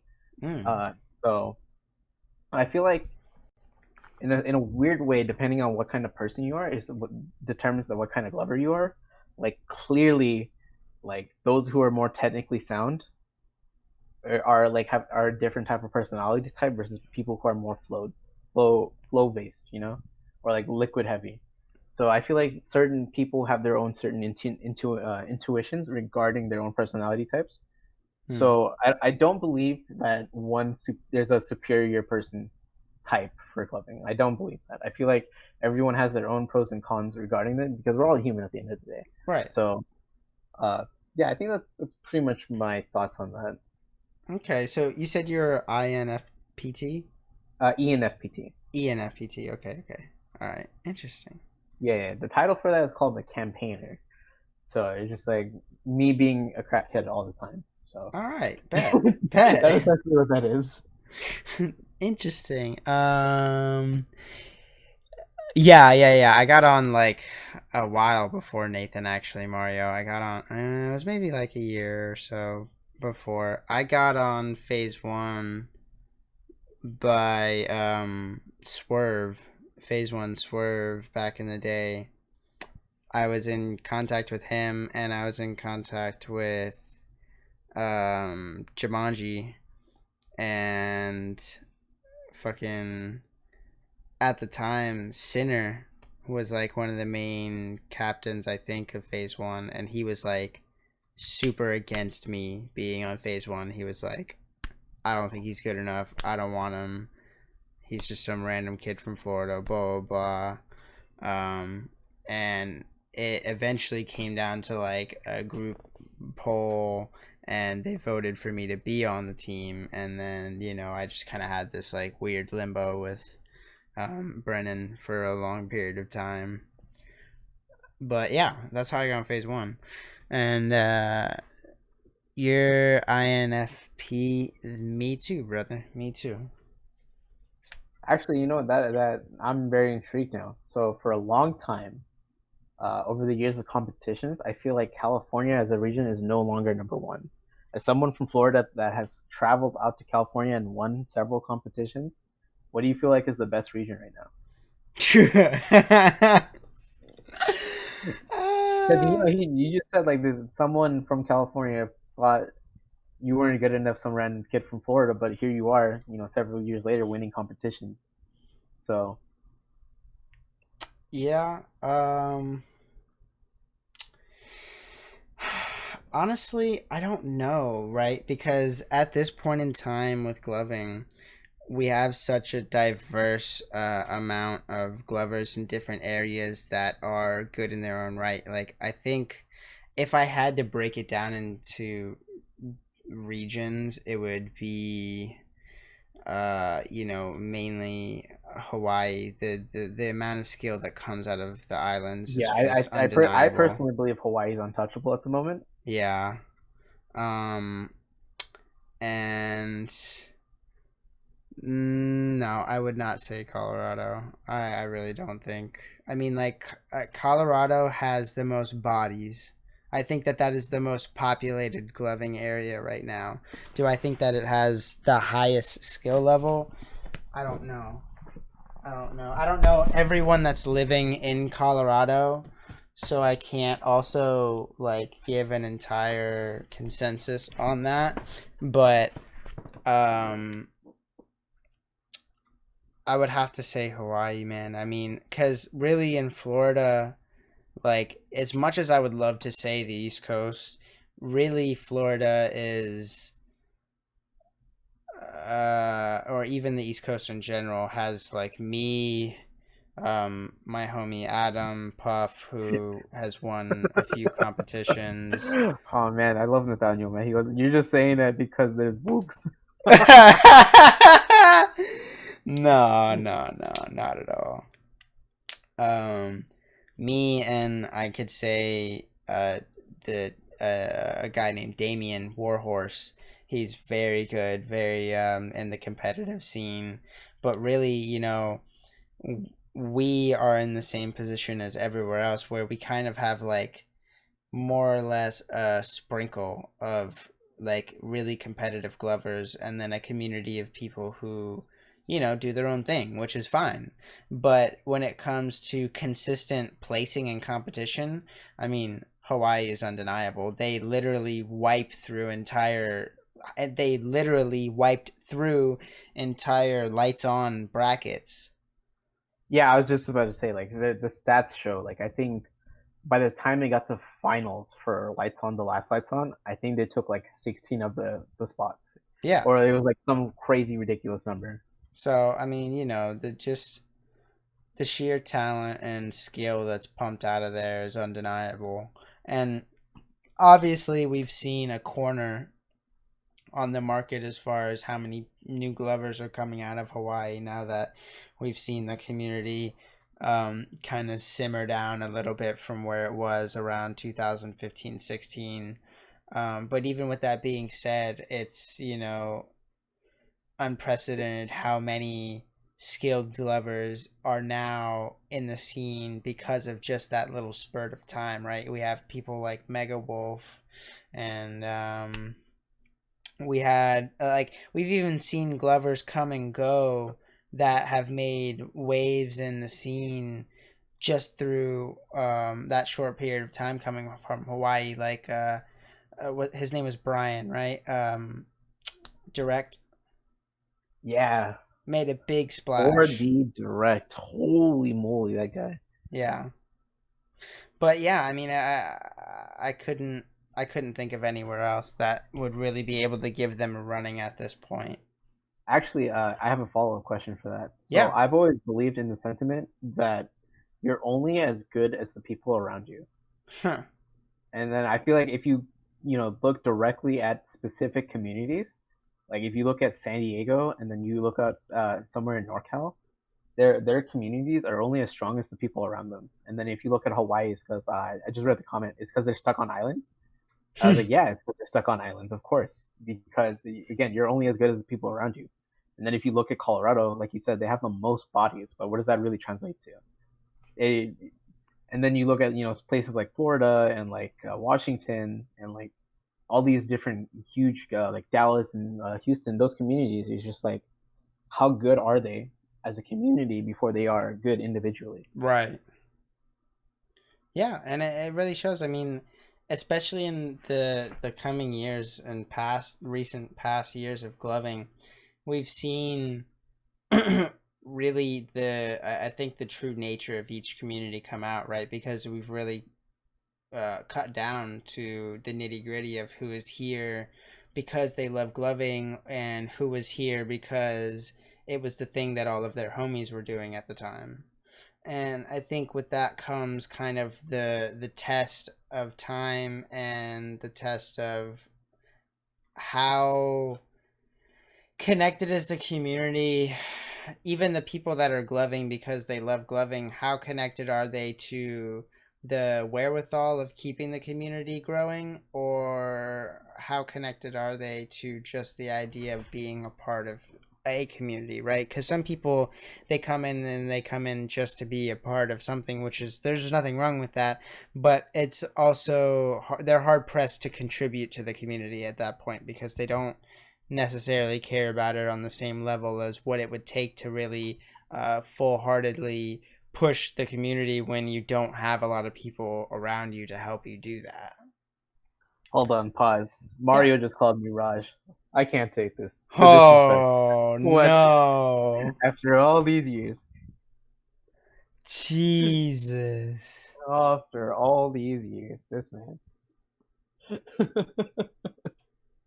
Yeah, let me read this chat. Remember Vex saying East Coast gets pretty hyped during comps? Yeah, the East Coast does get extremely hyped during competitions. Now, of course, we haven't really had a good competition in a little while, but even the last one that we had, which was maybe a year or so ago, I mean, there were people packed from wall to wall. Again, they're all amazing glovers, and I think partially my assessment right there is somewhat unfair, right? Because not everyone has access to be going to every competition. So the amount of competitions you're going to is going to be reflective of how many you've won as well. So that's definitely a part of the question. But even with that being said, I don't see all of those people. The people that I see consistently competing in competition out of that group is like maybe Trump and Sari. Every Well, once in a while. yeah, Sari once in a while, and I think I've seen Inari a few times. But other than that, I mean, it's just not like a consistent group of people who are competing every single competition, and that's what we've seen from Hawaii. Oh shit! I think the stream just went out again. Um, Oh yeah, we're loading. We're just stuck loading again.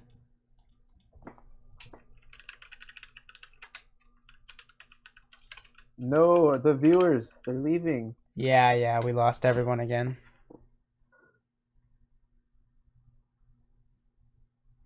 I think as soon as it like goes out like that, it just immediately cuts them.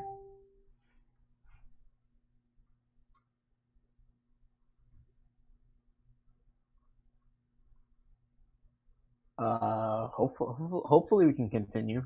Yeah, hopefully finish out the last 20 minutes here at least. I would like to get you the full 2 hours because it's been going like amazing, seriously. But I guess only time will tell as I have no way to check what the issue is.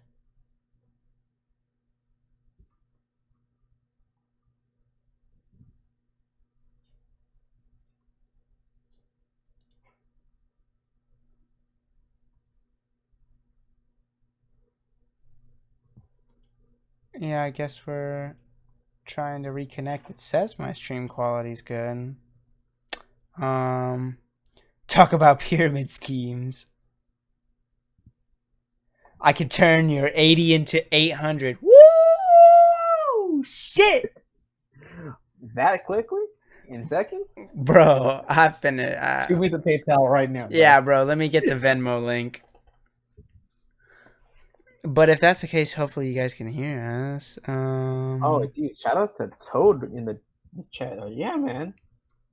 Oh, Hopefully you got to learn a little bit about OSM and who I am. It's been great. It's been a pleasure. hell yeah. Okay, we back. We back. Gotta get enough people to send me 80 so we'll have that 800. Oh man. Bet. I think I see how this works. Fuck, bro. I hate that shit. But hopefully, at least we're back. So, now that we're back, I want to touch on a topic with you. So, no teams. Oh, but yeah. Explain. Explain. I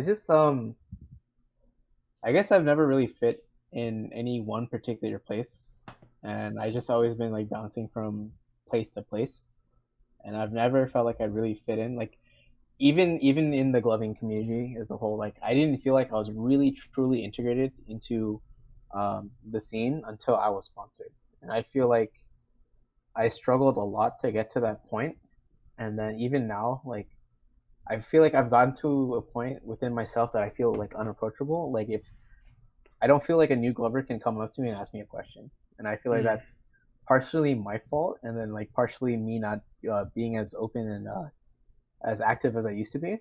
yeah. And then back when I was trying to start stuff, like no one wanted to work with me. Like I feel like I had a lot of great ideas that just didn't come through. And then it eventually got to a point where it's just like, oh, maybe I can go for this fam or this tag. And then I would have a conversation with so and so, and then we just have a conflict of interest, and it just ended up not being anything. And that's part again. It's like partially my fault for not really pursuing anything. My most recent pursuing was like with PM, and I feel like I could be a great fit for PM, but at the same time, it's just like there's a lot PM asks, and I don't feel like I can meet their standards in terms of what they're looking for. So like unfortunately, I don't think I would ever pursue that again. Or like Yeah. if I was given a chance, like I don't think I can take it. Yeah, I was I was gonna say I thought there was an interest in PM at one point, but it did definitely seem to die down. Um, so they just have too many requirements as far as like keeping in touch and making it out and It was more so on my end. They asked me to do something that I just didn't want to do anymore. okay. For example, like before I became a captain for FL, at the time I was just like in over my head of what I really wanted, or like what my next goal was going to be, or like why I should continue. And at the time I was like, oh, maybe I should go for the PM tech finally. Mm-hmm. And eventually, like I started talking with captains. I started hanging out with them a little more, and then the more and more I got integrated into them, I felt like the less I felt like I should be there. Okay. So it was just like I'm cool and like friends with all of them. Like I hop into their Discord and I play League of Legends with them all the time. So it's just like it was if it's not meant to be, it's not meant to be. It's not something I've personally. It's not something I can like. It's not my decision to make. So No, maybe one day absolutely. I'll have a tag, maybe I won't. But again, it's just like I've always wanted one. Like I still don't feel like I have a ton of great clothing friends. Like I feel like I can go to any community, and then I would have a bunch of people I can recognize and be cool with. But I Yeah. felt like I've never been like well integrated enough to have a tag next to my name. Interesting. It's so crazy because especially being someone who's coming from what you were saying earlier in the stream, right? Your initial goal was, oh, I gotta make friends, I gotta create this group of people that surround me. The average person would think, oh, well, obviously the first thing you do is get on a team, right? But I think it really speaks to the level of, maybe not seriousness, but the level of love that you have for the art itself, to kind of take being on a team into that kind of seriousness, right? Because most people are just like, oh well, I just with my homies, and we're just gonna get on a team, and I'm gonna tag Wiener in front of my name, and it'll all be cool. So have you like had teams approach you where you've like turned them down? You're like, yeah, I just don't feel like that's right for me. Or Yeah, actually, I did have a couple of tags. I'm just not gonna disclose their no, names, no, no, don't. I but would never. like the way I went about it was like they were like, hey, they would come to me and they're like, hey, I think you're a great fit for what we're trying to do, and I was like, all right, keep me in that chat for a week and let me make a decision based off that, and then usually it would just be like, all right, I'm not vibing with this group of people, or just like one or two particular people I just didn't want to interact with, and then Mhm. that would just like completely turn me off from like joining them. That's fair. And I think that's like something that a lot of gloving teams kind of put up with, right? Like many teams where certain people have an issue with one or more members, and they'll kind of just like put it to the wayside because you're all on a team together, and you know you Yes, gotta. I hate that sentiment so much. Just like the fake like plur, bro. Like I really dislike that kind of mentality where it's just like if you have beef with someone or if you had issues with them in the past, that you can throw water under the bridge just because of plur. I think that's not the correct way to handle that. Like if I have a conflict with someone and then we can't agree upon it as adults, like then there's nothing I can do about it. I'm not gonna, set aside my own morals or like my own like personal ego or my own pride aside for someone else's benefit. I think that's amazing, and I think that that is something that a lot more people need to sit down with themselves and think about when it comes to joining teams and being a part of quote unquote families. Um, because you know for a lot of a lot of people, like, loving is a large part of their life, whether or not it's just a hobby.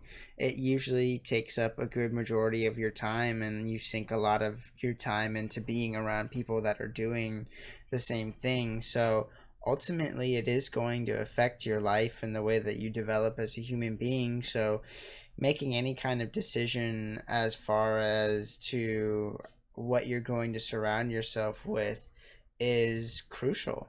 And choosing to put yourself in a situation where you constantly feel like you're, on guard because you're having someone who you don't feel comfortable with intruding on what is supposed to be considered your safe place.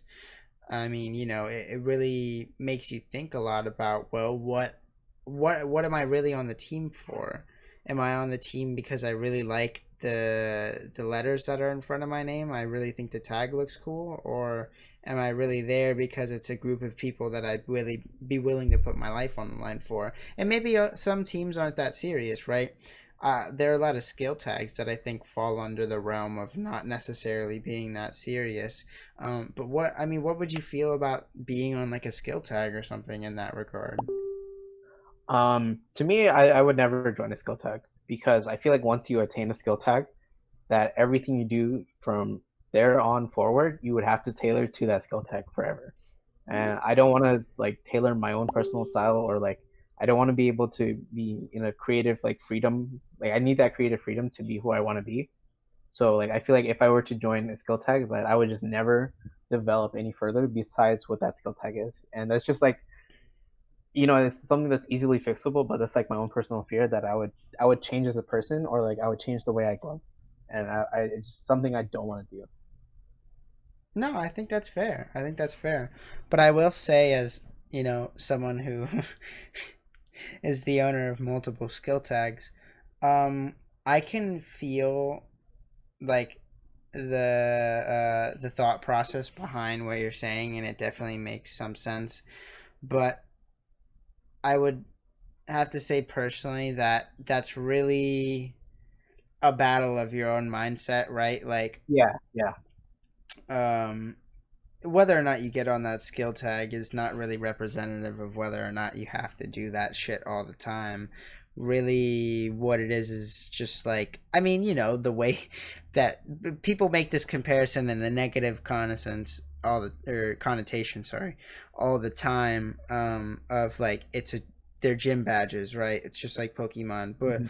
really, in a sense, it could be that way, right? It's a marker of the past history that you were able to accomplish this feat, and now you have that under your belt, and this is a marker of the fact that if I need to, I can pull out the tuts because I'm on TM, right? If I need to, I Mhm. could whip out the angles. That doesn't necessarily mean I have to throw them in every show, but I do understand like the perspective that you're coming from, because I think that I dealt with that same thing for a long period of time, as far as like, now that I'm on such and such skill tag, if I don't post a show where I'm going the absolute hardest in this aspect, then I don't even deserve the skill tag anymore, right?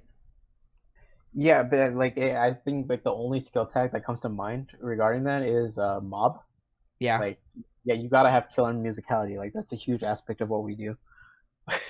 Like it's the only skill tag I can ever like think of where like it would not impede on who I am. that's fair. But and I think one of the things about that is like musicality is so inherent to a show that it's almost hard to turn off, right? It would be harder for you to once you acquire the ideal of rhythm and you can kind of get into the groove of songs, it's almost harder to not feel that groove and that rhythm than it would be to do it. So it wouldn't necessarily ever, like you said, impede on the direct stylization of your gloving or direction. Whereas a tag like TM or even CC or wet or wrist roller gangs, those are all tags that are so nichely around one concept that if you acquire that tag, you would feel some existential need to perform at an undefined level in that concept at all times, regardless of whether that's what your show wrapped around. Oh my god, Nathaniel in the comment section yet again. Bro, how do people not have musicality? Just listen to the music. Rip. Yeah, you're right. Let me open Bro, my just open your ears. ears. Yes, that is another skill tag. That's a dope skill tag, actually. I did in the past attempt to create my own skill tag, Oh, but no one wanted to do it. So it's just like, all right, cool, dead project, so moving talk on. talk about that real quick. What was that? So I was creating a skill tag called the book, which was beings of one kind, and it was going to be a showmanship tag because it goes back to what I believed like direction wise clubbing should head Yeah, is that we should head towards more cinematography right. and more of that creative like directive narrative. Yeah, So at the time, I was just like, oh, what if I just got a whole bunch of people to do this with me, and then we can create like really high level quality content. For right. example, the person who comes to mind is Steamboy, all the way up in the Yep, DMV community, yep, and like he has some amazing videos. Like if you go yes. look at his Fable videos, incredible, absolutely incredible. Yeah, Like to me, he's like a mainland version of what Kevin is. Like yeah, he really is what like that feature could be. definitely. Oh, I completely agree. Um, oh gosh. Totally lost my fucking train of thought here. No, you're good. You're good.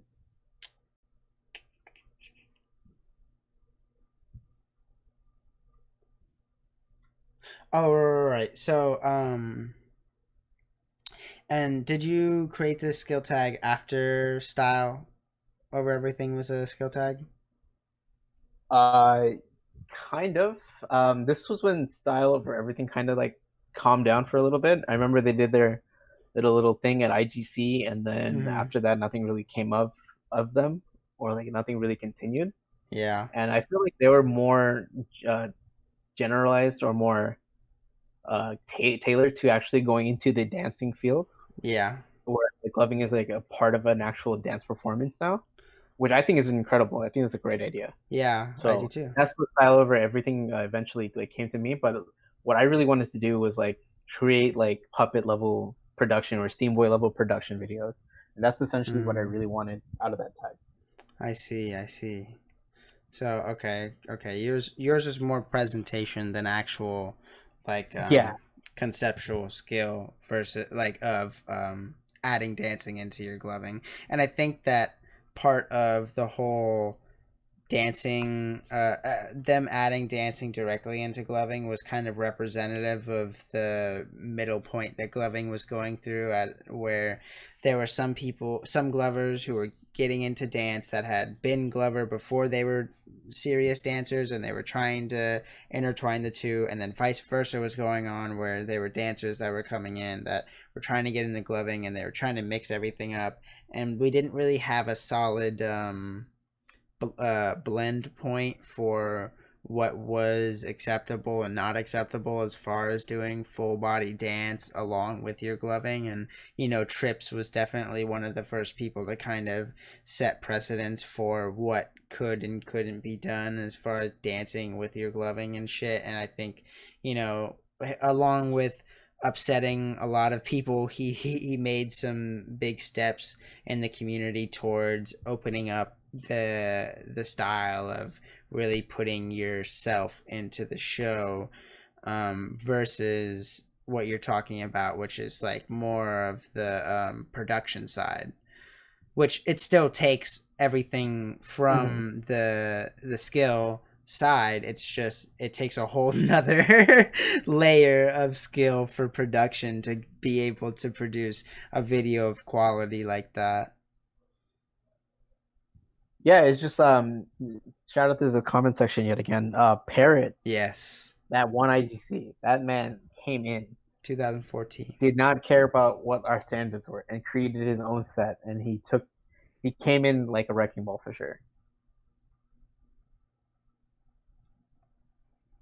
Yeah, I mean, he fucking killed it, man. It was uh, he was a wrecking ball in the scene, especially going from a nobody to what was it, top four? Yeah, yeah, it was something crazy like that. And then people go back and watch that video, like his videos of those rounds, and it's just like, what happened? How did we let this happen? It was pretty fucking crazy. Um, I first believe full, he's a nurse now, right? yeah, yeah, yeah, Yeah. yeah. I think he was out in Kentucky for a while. First full body show I ever got was at some random warehouse, and a girl who was feeling herself gave me a sensual show, aka using her body in lights. Yikes. Oh man. I started using elbow lights during this time. I really wanted to push new style that was better for more dance style. Yeah, see, Mario, without a doubt, was one of the first people to really step out of bounds as far as what can I do differently to add more personality into my light show outside of just putting that I'm gonna say quote unquote Glover swag into my light show and my moves, because he was throwing in the elbow lights and really Oh doing yeah, a whole elbow lot. like elbow season. Oh yeah, doing a whole lot of shit as far as like body movement and like directional positioning and everything. I mean, I remember when I first met Mario and he gave me a light show, and back at the time I had no idea who he was, and Rhapsode comes up to me and he's like, "Oh, yo, this is my good buddy Mario. He's gonna, he's got really fucking awesome shows. Yeah, I think you're really gonna like the what he's got going on." And then Mario reaches down and fucking clicks his elbows on, and I'm like, what the fuck is about to go down here? And then Jake just smiles and walks away, and I'm like, this is fucking insane. But, I mean, like that kind of innovation, I think, is something that's been seeping more and more into gloving. And I myself have tried to be someone to push it now more than ever. And, I think it really does speak towards the direction that will help gloving grow, even aside from just the videography of it, but the performance level and the amount of you know, for lack of a better word, just direct personality that you're putting into your performance is really going to be representative of how accurately you'll be able to entertain people who don't know what gloving is, and be able to put it gloving in a light that's interesting enough to someone on the side of the street that they're like, I'd be down to check that out, or I'd be down to, get someone that I know into that, or get my kids into that, or whatever. Talk about impacts. What is it? Impacts and conjuring are like the only two styles that originated in gloving, and I think that's actually very interesting. I don't know. I don't have enough knowledge on either of those topics to talk about that though.